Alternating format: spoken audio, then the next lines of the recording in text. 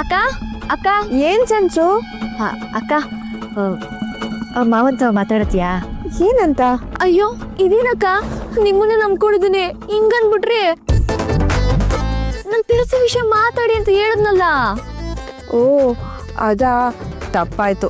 ನಾನು ಯಾವ್ದೋ ಕೆಲ್ಸದ ಗಡಿ ಬಿಡಿರಿದ್ನಲ್ಲ, ಗೊತ್ತೇ ಆಗ್ಲಿಲ್ಲ. ಹೌದಾ? ನನ್ ಜೀವನೇ ಹೋದಂಗಾಗ್ಬಿಡ್ತು.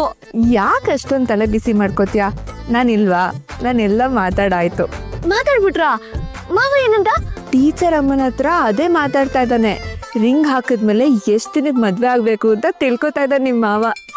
ಅಬ್ಬ, ನಂಗೆ ಆಗ್ತಿರೋ ಖುಷಿ ಕುಂದಾಡ್ತಾ ಅನಿಸ್ತಿದೆ. ಕುಣಿ ಕುಣಿ, ನಿನ್ನ ಕುಣಿಸೋದು ಇನ್ನೂ ಬೇಜಾನಿದೆ.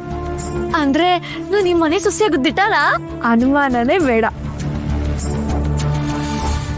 ಅಪ್ಪ ಅಮ್ಮ ಮಗಳು 3 ಜನನು ಒಟ್ಟಿಗೆ ಆಟಾಡಕ್ಕೆ ಇಳಿದ್ಬಿಟ್ಟಿದ್ದಾರೆ.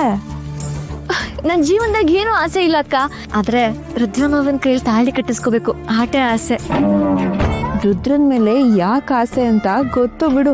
ನಿಮ್ಮ ಅಪ್ಪ ಅಮ್ಮ ಆಸ್ತಿ ಸಿಗತ್ತೆ ಅಂತ ನಿನ್ ತಲೆ ಕೆಡಿಸಿದ್ದಾರೆ. ನನ್ ಗಂಡ ಹೇಗಿದ್ರು ಅಪ್ರಯೋಜಕ. ರುದ್ರನ್ ಮೂಲಕ ಆಸ್ತಿನೆಲ್ಲ ಒಡೆಯೋ ಪ್ಲಾನ್ ನಿಮ್ದು. ಆದ್ರೆ ಆ ಪ್ಲಾನ್ ಈಡೇರಕ್ಕೆ ನಾನ್ ಬಿಡಲ್ಲ. ಅಕ್ಕ, ನೀನ್ ನನ್ ಕಣ್ಗೆ ಎಷ್ಟು ದೊಡ್ಡವರ ಕಾಣ್ತಿದ್ರ ಅಂದ್ರೆ ನಮ್ಮ ಅಪ್ಪ ಅವ್ವ ನಿಮ್ ಮುಂದೆ ಏನೂ ಇಲ್ಲ ಅನ್ಸ್ತೈತೆ. ಇದೇನ್ ಸೆನ್ಸು ಹಿಂಗನ್ಬಿಟ್ಟೆ?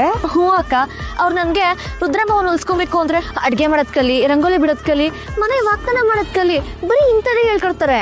ಒಂದ್ಕಿತನೂ ರುದ್ರಮ್ಮವಂತ ಹೋಗಿ ನೇರವಾಗಿ ಮಾತಾಡೋ ಧೈರ್ಯನೇ ಮಾಡಿಲ್ಲ. ಆದ್ರೆ ನೀವ್ ಹಂಗಲ್ಲ ನೋಡಿ, ನನಗೋಸ್ಕರ ನೀವು ಏಟೆಲ್ಲ ಕಷ್ಟಪಡ್ತಾ ಇದ್ದೀರಾ. ಇರ್ಲಿ ಬಿಡು, ನಾನೇನ್ ಬೇರೆಯವ್ರಿಗೆ ಮಾಡ್ತಿದ್ದೀನಾ? ನೀ ನನ್ ತಂಗಿ ಇದ್ದಾಗಲ್ವಾ?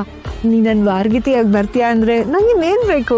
ಹೆಸ್ರು ಮಾತ್ರ ವಾರ್ಗಿತಿ ಅಲ್ಲಕ್ಕ, ಅದೇ ದಿಟ ಹೇಳ್ತೀನಿ, ನೀವು ನಂಗೆ ಅವ್ವನ್ ಥರ. ನಿಮ್ ಮ್ಯಾಲಿದ್ದ ಅಭಿಮಾನ ನಂಗೆ ಇನ್ನೂ ಜಾಸ್ತಿ ಆಗೋಯ್ತು.